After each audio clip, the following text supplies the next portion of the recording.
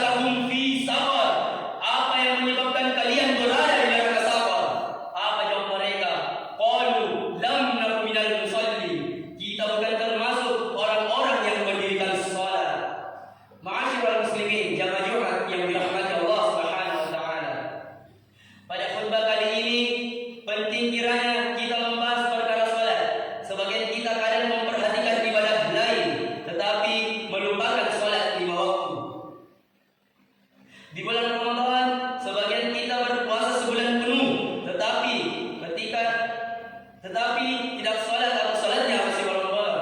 Ketika datang Idul Adha, yang malas sholat pun ikut berkurban. Yang punya rezeki banyak, rajin sedekah dalam keadaan sedang meremehkan sholat. Na'udzubillahi min dzalik. Maka dari itu kita akan lihat bagaimana kedudukan sholat dalam Islam agar kita semakin sadar akan pentingnya sholat sehingga kita bisa terus menjaganya. Pertama, sholat adalah tiangnya Islam. Dalam hadis Mu'adz radhiyallahu anhu disebutkan yang artinya pokok perkara adalah Islam, tiangnya adalah sholat, dan puncak perkaranya adalah jihad. Yang namanya tiang suatu bangunan jika amruk, maka amruk pula bangunan tersebut, sama halnya pula dengan bangunan Islam.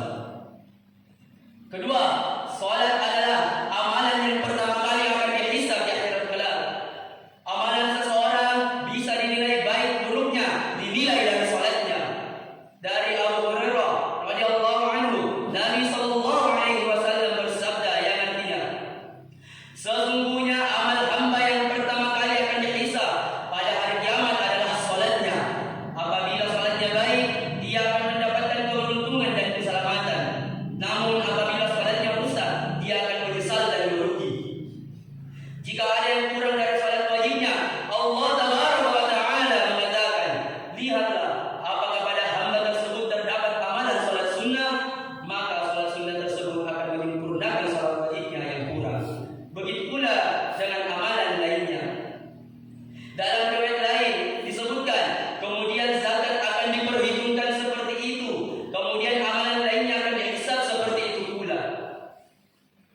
Ketiga, salat adalah bagian dari rukun Islam. Dari Abdullah bin Umar radhiyallahu anhu, Rasulullah sallallahu alaihi wasallam bersabda, "Bunyal Islam ala khamsa, syahadat an la ilaha illallah wa anna Muhammadan 'abduhu wa rasuluhu, wa iqimus salat, wa ita'iz zakat, wa hajjil baiti, wa shaum Ramadan." Islam dibangun atas 5 perkara. Yang pertama, bersaksi bahwa tidak ada sesembahan yang benar untuk diibadahi kecuali Allah, dan bersaksi bahwa Muhammad adalah utusannya. Yang kedua, mendirikan salat. Yang ketiga, menunaikan zakat.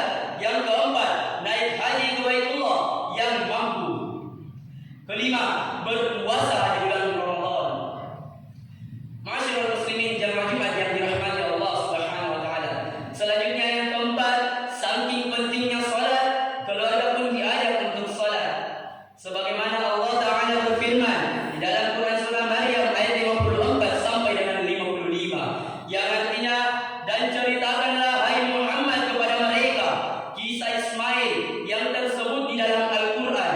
Sesungguhnya ia adalah seorang yang benar janjinya, dan dia adalah seorang rasul dan nabi, dan ia menyuruh keluarganya untuk salat dan menunaikan zakat, dan ia adalah seorang yang diridhoi di sisi Rabbnya.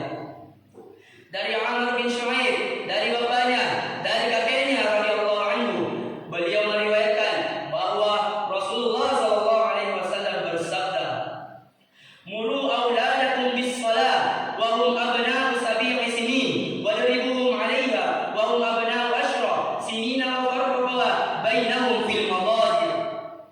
Perintahkan anak-anak kalian untuk mengerjakan salat ketika mereka berumur 7 tahun.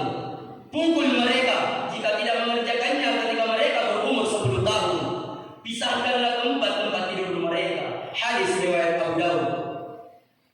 Allah Ta'ala berfirman di dalam Quran surah Maryam ayat 59 sampai dengan 60. "Fakhalafa min ba'dihim khalfun 'ada'us shalah wattaba'us syahawat fasawfa yalqawna ghayya illa man tabawa'a mana wa amila salihah." Maka datanglah sesudah mereka pengganti yang jelek, yang menyanyiakan salat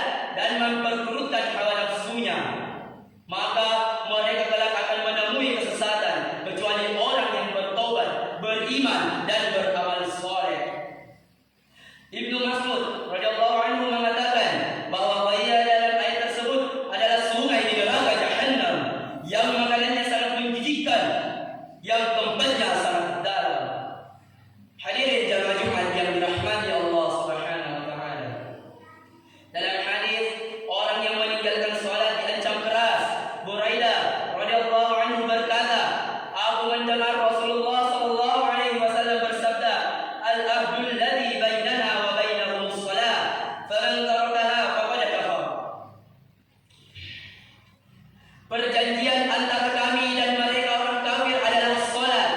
Barang siapa yang meninggalkannya, maka dia telah kafir. Dari Abdullah bin Amr bin Al-Ash radhiyallahu anhu, Nabi sallallahu alaihi wasallam pernah menceritakan tentang salat pada suatu hari, di mana beliau bersabda yang artinya, siapa yang menjaga salat, maka ia akan mendapatkan cahaya, petunjuk dan keselamatan